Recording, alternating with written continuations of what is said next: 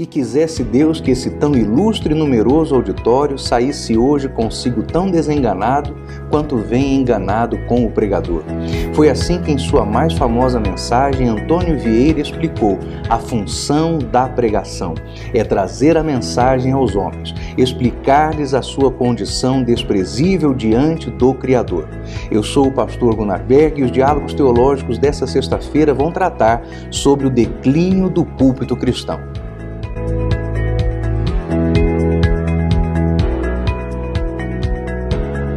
Meus amados irmãos, a paz do Senhor Jesus Cristo, irmão Mike, a paz do Senhor. Paz do Senhor, pastor, paz do Senhor a todos. Meus irmãos, diálogos teológicos desta sexta-feira falam a respeito do declínio do púlpito. Infelizmente, nós todos sabemos e nos deparamos com isso, apesar da necessidade da igreja receber palavra por parte dos pregadores, por parte dos pastores, é notório que há um declínio no púlpito cristão.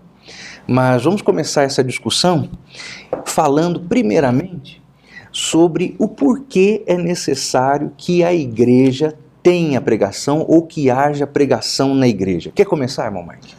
Vamos lá, eu penso que a pregação ela é indispensável, pastor, porque quando a gente pensa no cristianismo, a gente tem alguns elementos assim que logo vem à nossa mente quando a gente pensa na nossa fé. Por exemplo, a Bíblia Sagrada, a cruz, a igreja, mas a pregação é um desses elementos que caracteriza o cristianismo. Então, quando a gente pensa na nossa fé, a gente já pensa na pregação. Então, a pregação ela é indispensável por ser esse elemento crucial. Não tem como a gente falar do cristianismo sem falar da pregação. Mas eu também penso que a pregação é indispensável porque a pregação nos faz entender um princípio muito importante, que é o princípio de Deus falar conosco.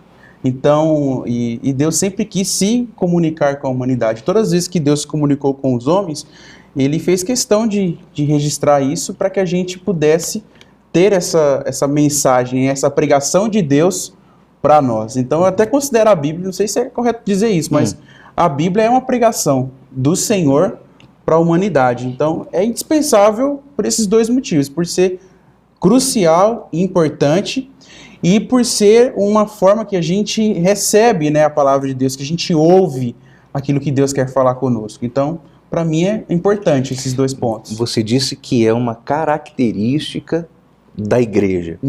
Não é uma posição reformada, o que eu vou falar agora, mas é uma posição que os reformadores intensificavam bastante, mas não é reformada, é uma posição bíblica. A de que o culto cristão tem dois momentos distintos, e só dois. Um no qual o homem fala com Deus, e esse é o princípio da adoração.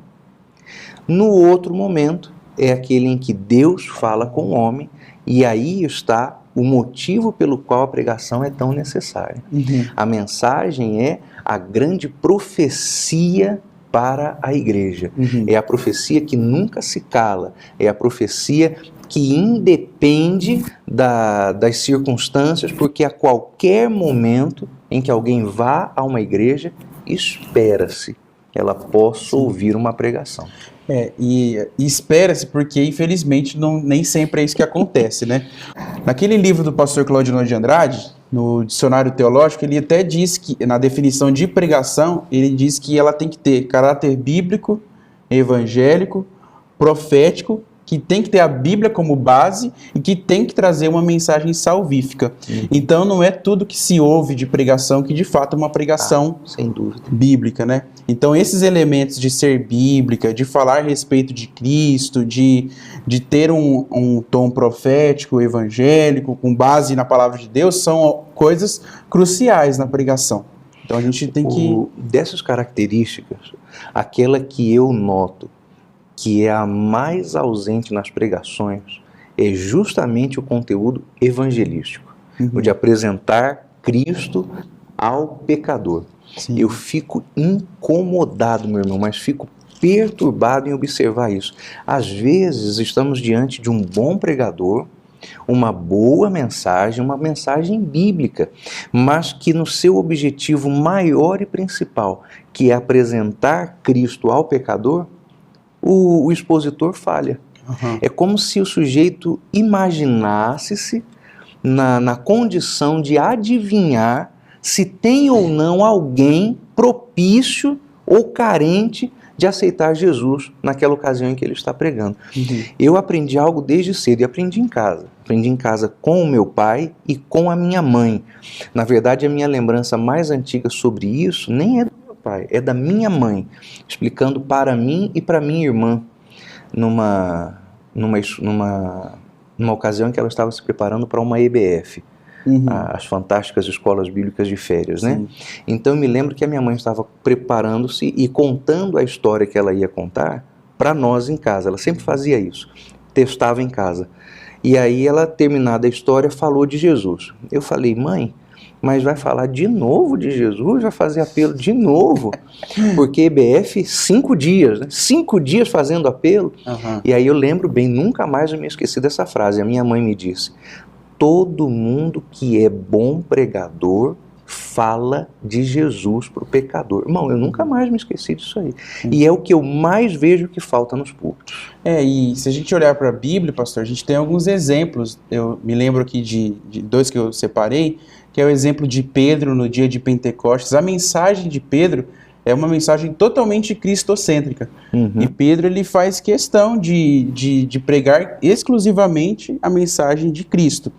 E a reação das pessoas que ouviram a Pedro é uma reação que a gente não se vê hoje. Elas ficaram desesperadas a ponto de olhar para Pedro e dizerem, o que nós devemos fazer agora? Porque foi uma mensagem impactante e era uma mensagem totalmente cristocêntrica. E um outro exemplo é o exemplo de Esdras, lá naquela ocasião do púlpito de madeira. E ali tem ali fala que o povo chorava, a ponto de Neemias ter que dizer para o povo, olha, vocês não precisam chorar, vocês precisam se alegrar. Mas eles choravam porque a palavra de Deus ali, e ali tem algumas coisas interessantes, porque ali diz que a palavra de Deus era uma pregação expositiva, porque Isso. Parecia que Esdras, ele lia, esses e os escribas, né? Ele lia e explicava, né? Isso. E esse pode ser até um ponto da gente falar agora sobre esses tipos de pregação, porque a gente vê hoje em dia uma super exaltação da pregação expositiva, que é extremamente saudável para a igreja, a gente não nega isso, mas a gente sabe que existem outros tipos de elaborar, outras formas de pregar, né? Outros tipos de elaborar uma pregação, né? Não apenas de forma expositiva, né, pastor? São três tipos especialmente. Eu não vou falar assim demoradamente sobre cada um deles, porque exigiria realmente uma exposição mais detalhada. Mas de maneira resumida, nós temos a pregação temática, que também é conhecida por pregação tópica, a pregação textual e a pregação expositiva. E um dos pontos que nós temos aqui no roteiro, você fez algumas anotações importantes, diz a respeito não só da necessidade, mas dos motivos para o declínio do púlpito. E o que eu reputo como sendo uma das razões pelas quais o púlpito cristão está em declínio é a seguinte: os pregadores estão cada vez mais preguiçosos. E essa visão preguiçosa pode acontecer por muitas razões, né? Talvez eles estejam cada vez mais desviados também. Mas essa preguiça faz com que as pessoas olhem para esses três tipos de pregação, a expositiva, a textual e a temática, e venham a concluir que a pregação temática é a mais fácil de todas. Irmão Mike, se eu tenho algo para dizer sobre essas três formas de pregar, a primeira coisa é a seguinte: não existe pregação fácil. E quem acha que a pregação é fácil e pensa assim, eu vou na pregação temática porque ela é mais fácil, essa pessoa, além de preguiçosa, é desinformada, para não dizer assim que é burrinha mesmo, né? Porque não existe pregação fácil. Mesmo a temática, que as pessoas pensam ser mais fácil, não é. Existe sim pregação que te obrigue a manusear mais ou menos conteúdo e contexto bíblico. Agora, pregação fácil, meu irmão, isso não existe. A pregação temática é muito simples. Um exemplo bem rápido para deixarmos claro é quando alguém decide pregar sobre a fé. Eu vou pregar sobre a fé. E vai em 4 ou 5 versículos que podem estar espalhados em diversos livros da Bíblia e fala sobre a fé. Está resolvido. Sim. É a melhor forma, inclusive, de pregar conteúdo doutrinário. E a pregação textual e a expositiva são 2 tipos de pregação bem irmanados, bem próximos. A diferença fundamental entre a pregação temática e a pregação expositiva está exatamente na quantidade de texto bíblico que cada uma delas usa. A textual usa menos, a expositiva usa mais. E, naturalmente, a pregação expositiva, por usar mais texto, se vê obrigada a manusear mais contexto histórico, literário e de outras ordens para expor o texto. Isso faz da pregação expositiva a ferramenta mais completa para que as pessoas conheçam a Bíblia a partir do púlpito. Mas o mais importante a acentuar é que não se pense que a pregação temática é a mais fácil de todas. Não tem pregação fácil. Eu vejo na Bíblia que há também uma responsabilidade, principalmente sobre as lideranças, no sentido de instruir o povo na palavra de Deus. E isso é uma coisa que exige tempo, como o senhor acabou de dizer. Tem que ter tempo para estudar, ter tempo para preparar, então não é uma coisa tão simples assim. Mas tem um exemplo da Bíblia, que é o exemplo de Atos capítulo 6. Quando tem aquele problema com as viúvas dos judeus helenistas e levanta aquela grande questão, e os apóstolos dizem que eles não poderiam mais se preocupar em servir às mesas, não porque seria uma coisa desprezível, até porque se a gente comparar o critério dos apóstolos com os dos diáconos, eram praticamente os mesmos, pessoas cheias do Espírito Santo, pessoas de boa reputação, enfim.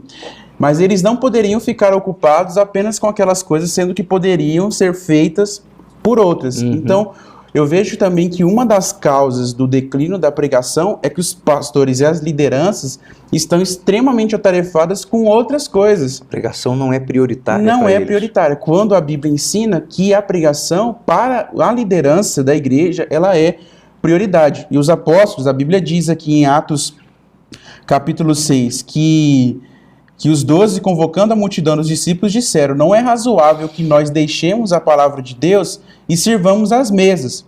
Escolhei, pois, irmãos, dentre vós, sete varões de boa reputação, cheios do Espírito Santo, de sabedoria, aos quais constituamos sobre este importante negócio. Então, servir à mesa não era uma coisa em detrimento da pregação, mas a prioridade dos apóstolos era a pregação. Tanto que eles dizem: mas nós perseveraremos na oração e no ministério da palavra. E eu penso que o declínio da pregação hoje em dia é porque a liderança está super atarefada com outras coisas.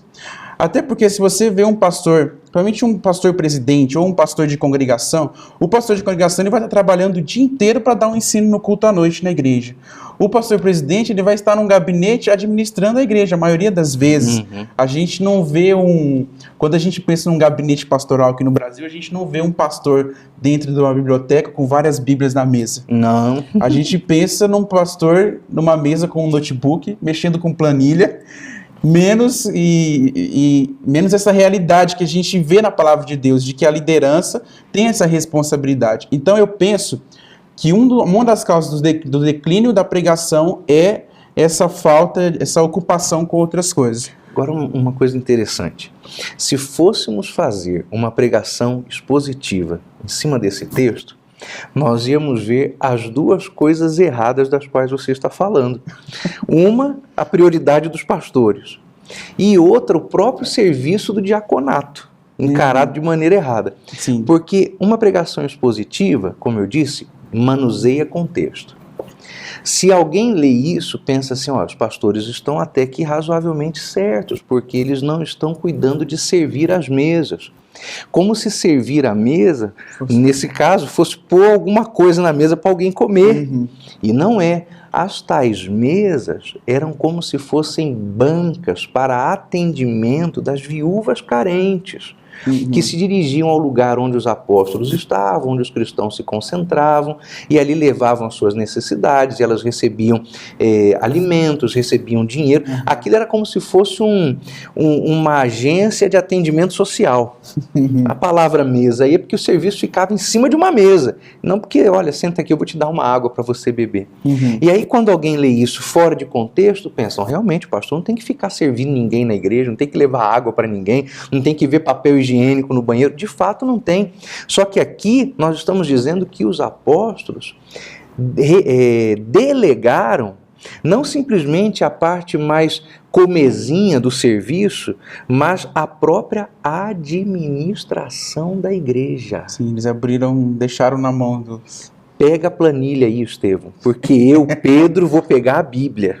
É isso. Sim. Cuida das finanças, porque eu vou cuidar da palavra. Sim. E aí nós vemos, pela exposição da Bíblia, uma pregação expositiva ajuda a esclarecer essas duas confusões na cabeça do povo. E olha, a parte mais prática, assim, a parte da experiência que a gente vê assim, nas igrejas, como é diferente a igreja onde o pastor é ocupado principalmente com a questão da pregação da palavra, e em detrimento daquele que trabalha o dia inteiro em emprego convencional, vai para o culto à noite. E esse segundo exemplo, ele, além de ter essas ocupações, ele tem a ocupação de um pastor normal, ele não muda nada, a igreja continua ali esperando uma mensagem do Senhor, as visitas continuam tendo que ser realizadas, os evangelismos, as escolas dominicais, não muda nada para esse segundo exemplo. Exatamente. Mas eu penso que esse é um ponto bem importante mesmo, essa ocupação com outras coisas, né? E aí exige também da liderança querer abrir mão. O que a gente vê também muitas vezes é uma liderança que abraça o mundo, mas que delega pouco, né, para que outras pessoas possam fazer. Eu separei aqui uma outra causa de declínio, é a falta de estudo. A falta de tempo, ela tem uma consequência, que é a falta de estudo da palavra de Deus. E aqui é tanto das lideranças quanto dos membros. Tem esses dois lados. E eu separei aqui um relato que eu peguei do livro do John Stott, aquele livro Eu Creio na Pregação. Livraço. E lá nesse livro, o John Stott ele faz um relato de uma vez que o evangelista Billy Graham, que foi o maior evangelista do século XX, ele estava em Londres pregando para aproximadamente 600 clérigos, né, de uma igreja em Londres, e foi feita a ele uma pergunta sobre o que ele mudaria no ministério dele. E a resposta de Billy Graham foi a seguinte, que primeiro, ele estudaria 3 vezes mais do que fez, pois ele disse, eu preguei demais e estudei insuficientemente. Meus irmãos, nós estamos falando do Billy Graham. E ele falou isso. Eu preguei demais e estudei insuficientemente. E ele disse que aceitaria menos convites para que pudesse fazer isso, para que pudesse estudar mais e se aproximar mais de um estudo da palavra de Deus. E a segunda mudança é que ele dedicaria mais tempo à oração. E são duas características que a gente vê aqui em Atos capítulo 6, que a igreja, que os líderes se preocuparam em pregar a palavra de Deus e dedicar tempo à oração. Então, exige que esse declínio ele tenha essa falta de tempo como uma razão, mas tenha também, por consequência da falta de tempo, essa falta de estudo. Mas também nós precisamos colocar um pouco da responsabilidade sobre a igreja também, porque a gente vê hoje em dia uma membresia, assim, os membros que aceitam tudo. Isso. Tudo que se ouve, tudo que se prega, sendo que a Bíblia está acessível para todos nós. Nós não temos desculpas para não estudar a palavra de Deus. E aí, qual que é a consequência? A gente acaba crendo em qualquer coisa. Ouvindo uma pregação coach todo dia pela manhã para dizer que meu dia vai ser abençoado, porque eu vi uma pregação coach. Então, a gente precisa dividir essa responsabilidade. Precisa. Mas antes de falar da responsabilidade da igreja, eu queria falar mais um pouquinho sobre essa falta de preparo do pregador. E por falta de tempo, inclusive, como você ressaltou. Eu tenho lecionado, Mike, pregação expositiva, homilética, oratória já tem alguns anos. Não posso me considerar experiente nessas disciplinas, é preciso muito temor quando a gente fala de alguma coisa, dizer assim, eu conheço, né? Mas eu tenho lecionado essas matérias há alguns anos. E tenho tido também a oportunidade de pregar em muitos púlpitos. E algo que eu tenho observado é o seguinte: pregar exige tempo de preparo. Eu diria aos irmãos que, de forma média, aproximada, para cada hora de pregação, você precisa de pelo menos umas 12 horas de preparo. Mas não vá achar que eu estou exagerando, não, que eu estou supervalorizando, porque não estou. Se você procurar e ler na história da pregação, ao longo dos 2 últimos 1000 anos, né, 2000 anos últimos de cristianismo, nós vamos observar que muitos pregadores dispensavam, não poucas vezes, muito mais horas por mensagem do que 12 horas. Isso aí, eu estou falando do mínimo, do mínimo.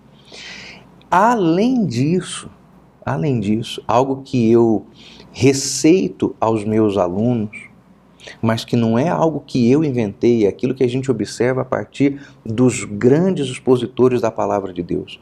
Eles tinham o hábito do estudo e preparavam pregações mesmo que não tivessem oportunidade para subir ao púlpito. Nós fazemos o contrário, preparamos-nos quando somos convidados e nos preparamos com a menor antecedência possível.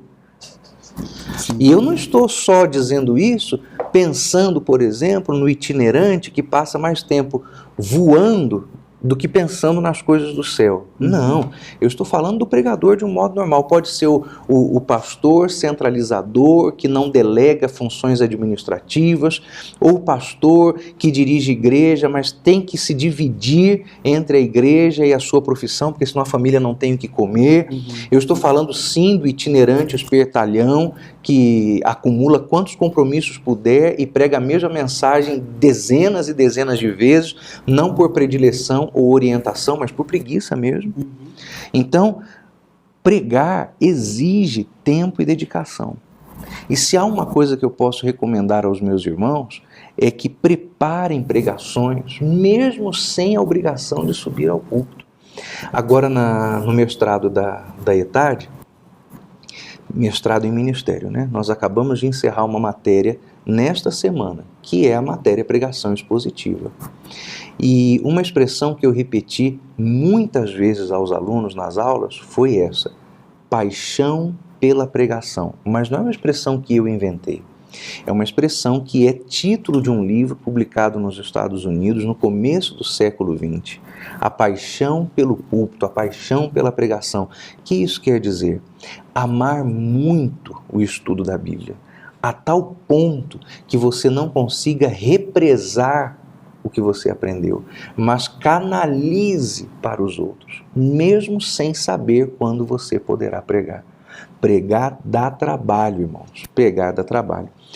Vamos chamar a coluna literária do irmão Bruno? Vamos. O irmão Bruno hoje vai falar sobre um livro que fala a respeito de motivos, causas e também consequências do momento em que Deus está em silêncio no púlpito. E esse silêncio vem pelas muitas razões que nós estamos ouvindo aqui e outras. Irmão Bruno, traga para nós, por favor, a coluna literária dessa semana.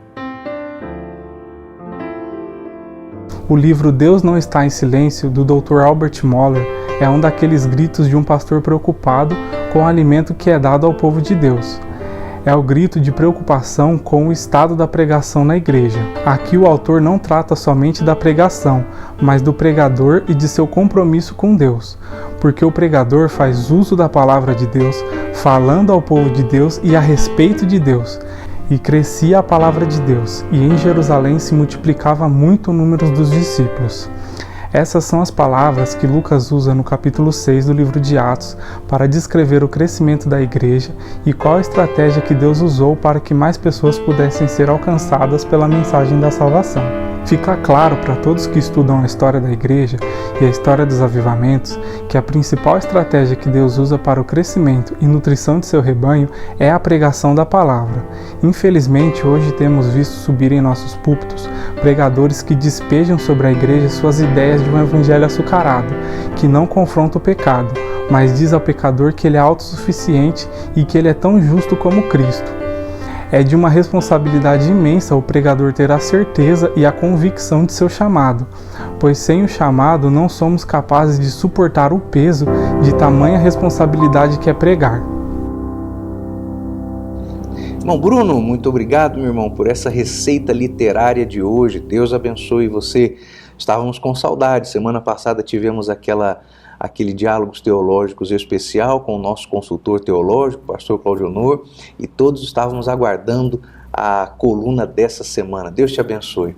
Mas, irmão Mike, caminhando para as conclusões do nosso Diálogos de hoje, vamos falar mais um pouquinho a respeito da responsabilidade da igreja com o declínio no púlpito, porque é um consenso, meus irmãos, entre o irmão Mike, eu, muitos outros irmãos, por exemplo, a irmã Esther, que cuida da parte técnica dessa gravação. Nos intervalos nós estávamos conversando que se existem maus pregadores e que para eles são oferecidos os nossos púlpitos, é porque há quem os queira ouvir, e ainda pior, há quem esteja pagando para escutar as suas más pregações. Seria um exagero? Você acha que é um exagero dizer que a igreja tem culpa pelo declínio do púlpito ou não? Não acho que seja um exagero, não. Porque é aquilo, se tem pregação ruim, é porque tem quem ouve. Tem quem paga o itinerante que não estuda, que só viaja e vai lá pregar no seu congresso. Mas eu vejo também que não é apenas nesse sentido de ouvir, mas é no sentido de fazer a sua própria parte, que é de se aproximar da palavra de Deus. Então, eu penso que a parte da igreja, no sentido de culpa na questão do declínio do púlpito, é porque a igreja se preocupa pouco em os membros individualmente, em se relacionar com a palavra de Deus. A gente tem um exemplo em Atos dos Apóstolos, que é o exemplo dos bereanos. A Bíblia diz lá em Atos, capítulo 17, no versículo 11, que estes bereanos, eles foram mais nobres dos que estavam em Tessalônica, porque de bom grado receberam a palavra de Deus, examinando cada dia nas Escrituras se estas coisas eram assim. E é interessante que eles não estavam ouvindo um pregador ruim. Eles não estavam ouvindo um pregador que não estuda, um pregador que só viaja, um pregador que não tem tempo. Não, eles estavam ouvindo ali o apóstolo Paulo. Ótimo. E aí a atitude deles é uma atitude que nós temos que ter também, porque eles examinavam tudo. Eu não sei como é que os irmãos pensam essa cena, mas eu penso que é como se os irmãos estivessem ouvindo o apóstolo Paulo, me permita aqui, tá, pastor?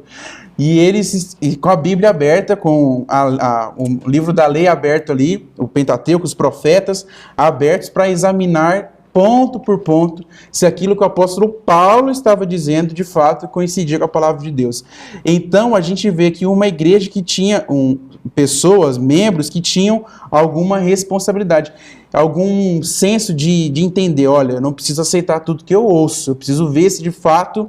E é interessante que esse é o limite da aceitação. Condiz com o que a Bíblia diz, ok, a gente tem que aceitar. Mas se não condiz com o que a Bíblia diz, nós não podemos ficar apenas com os ouvidos abertos dizendo, olha, está tudo certo, é o pastor, é o homem de Deus.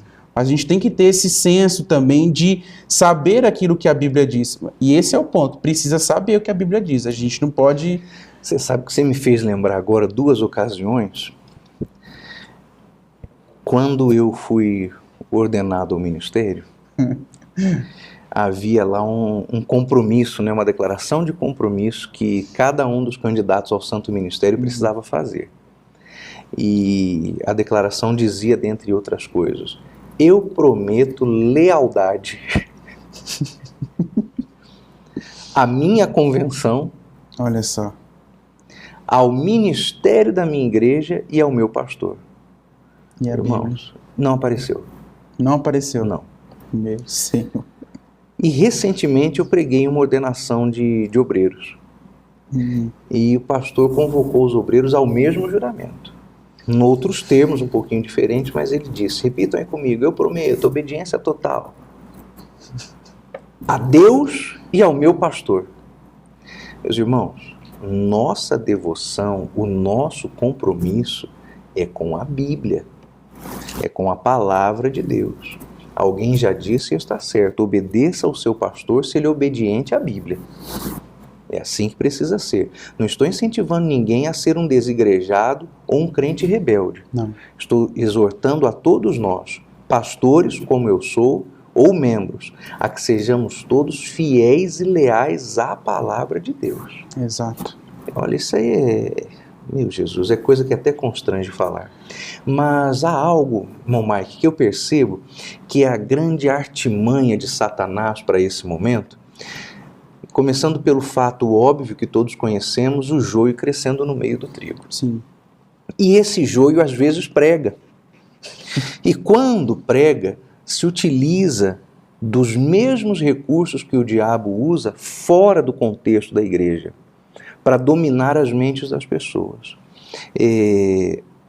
O que é que atrai a atenção? O que é que prende as pessoas na frente da televisão, na frente do celular, do computador, navegando por horas nas redes sociais? Como funcionam os algoritmos do Facebook, do Instagram, do YouTube? Todos eles perseguem uma coisa, aquilo que for o gatilho para despertar a sua atenção. Uhum. E todos sabem, e o diabo sabe mais do que todo mundo, que as pessoas prestam atenção mais naquilo que lhes é interessante do que naquilo que lhes é útil. Sim. E essas mensagens, que não podem ser chamadas de mensagem, é como Paulo disse aos Gálatas, admiro-me, ó Gálatas, que tenhais passado tão depressa do evangelho para outro, que não é evangelho.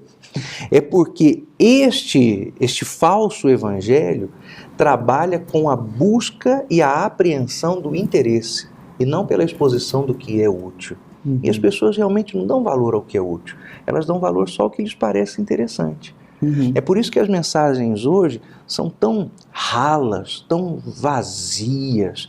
Irmão, não é nem só uma crítica ao evangelho da prosperidade, ou essa teologia coach infame, é uma crítica a tudo aquilo que se prega e que não é palavra de Deus, mas se coloca no lugar da palavra de Deus, substituindo a utilidade da palavra por aquilo que parecer interessante a quem está escutando. É o famoso e apostólico comichão dos ouvidos, que o apóstolo Paulo falou. Aí está. Agora, o culpado maior disso tudo somos nós. Nós. Uhum. Que quando os líderes dizem assim, olha, nós vamos chamar fulano para pregar aqui, a gente vai, não, vamos lá, quanto que ele cobra? É 10 mil? Vamos pagar então para ele vir. Chama e coloca para pregar e paga. Uhum. E paga uma fortuna. Os culpados são os jovens que entram nos cursos teológicos ou nos cursos pretensamente teológicos, porque a imensa maioria deles não é, para aprender a ser pregador de multidão, para fazer parte dessa linha que industrializa a palavra e produz em série aquele monte de pregadorzinhos todos iguais, com seus ternos acetinados e os sapatos muito coloridos e aquele jeito característico de falar, aquela respiração gutural. Irmãos, isso aí é uma indústria. Isso faz parte não apenas do despertamento do interesse, mas do despertamento da ganância. São pessoas que estão abrindo mão do seu trabalho, abrindo mão do seu ministério verdadeiro em busca de um estrelato. Sim, sem dúvida. Para se tornarem não pregadores, mas tornarem-se autopromotores, divulgadores de si mesmo, divulgadores daquilo que pensam, daquilo que creem, daquilo que acreditam e do que esperam ser merecedores de receber. Uhum. Esse é um grande problema.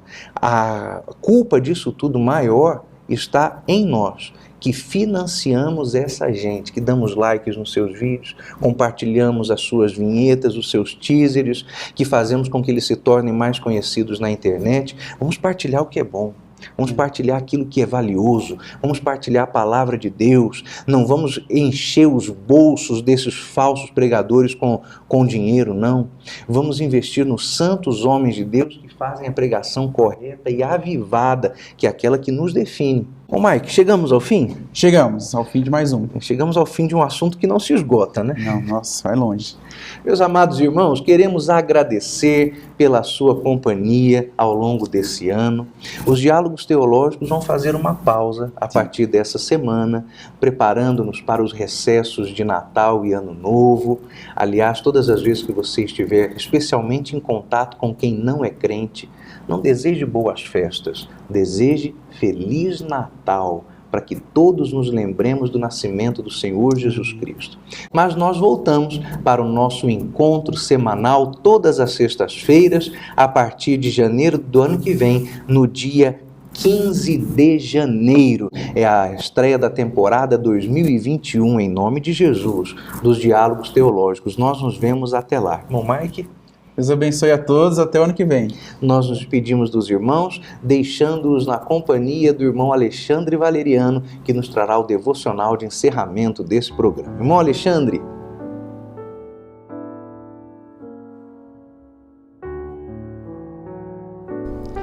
Meus queridos amigos e irmãos, a paz do Senhor Jesus Cristo. Qual a necessidade da pregação? E por que em nossos tempos, em nossos dias, ela tem sido cada vez menos importante no nosso meio? Eu e você, como servos do Senhor Jesus Cristo, fomos chamados à pregação. E eu te convido a abrir a sua Bíblia em Romanos, capítulo de número 10, versículo de número 13 a seguir, que diz assim: Porque todo aquele que invocar o nome do Senhor será salvo. Como, pois, invocarão aquele em quem não creem? E como crerão naquele em quem não ouviram? E como ouvirão, se não há quem pregue? E como pregarão, se não forem enviados? Como está escrito: Quão formosos os pés do que anuncia o evangelho de paz, dos que trazem alegres novas de boas coisas. Mas nem todos têm obedecido ao evangelho, pois Isaías diz: Senhor, quem deu crédito à nossa pregação? Qual a necessidade da pregação?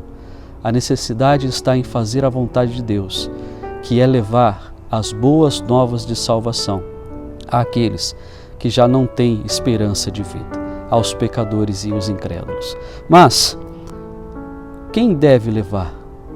Eu e você, todos nós que somos mensageiros, arautos do Rei. Talvez você vai dizer em seu coração que não sabe pregar. Talvez você vai dizer no seu coração que não tem capacidade para evangelizar. Eu quero que você entenda de uma vez por todas que a pregação vai muito além dos púlpitos, dos microfones e dos palanques. A pregação é a sua vida, é a minha vida, e ela vai além de palavras. A pregação é o nosso testemunho de vida. E em tudo aquilo que fazemos, andamos, somos, precisamos pregar a salvação. Porque esta é a vontade de Deus. Com ou sem palavras, pregue a salvação. Mas então, diz a palavra do Senhor, no versículo 16: Nem todos têm obedecido ao Evangelho, pois diz Isaías: Senhor, quem creu na nossa pregação? O que fez a pregação perder a sua atração? O que fez a pregação mudar o seu tema? O que fez a pregação ser transformada em outras e tantas coisas que não a salvação em Cristo? Eu digo isso a você como dissemos nos devocionais anteriores, que o mundo odeia Cristo e o mundo não quer saber de Cristo. Por isso, a pregação mais atrativa não é aquela que está com Cristo, mas aquela que exalta o homem, o ego, aquela que te traz a autoajuda, aquela que coloca o homem como centro da pregação. Não é essa a vontade de Deus, mas essa sim é a vontade do mundo. A Bíblia diz que o mundo jaz do maligno, então o coração deste mundo está no mundo. Isso não é atrativo, não traz resultados, não traz glórias, apenas as terrenas. Então, pregue o homem e encherão as igrejas. Mas nós devemos pregar a Cristo e esse crucificado, até que o grande dia chegue e o nosso Senhor diga a nós: servo bom e fiel, no pouco fostes fiel, no muito lhe acrescentarei. Entre no gozo do seu Senhor. Que Deus em Cristo Jesus te abençoe. A paz do Senhor Jesus.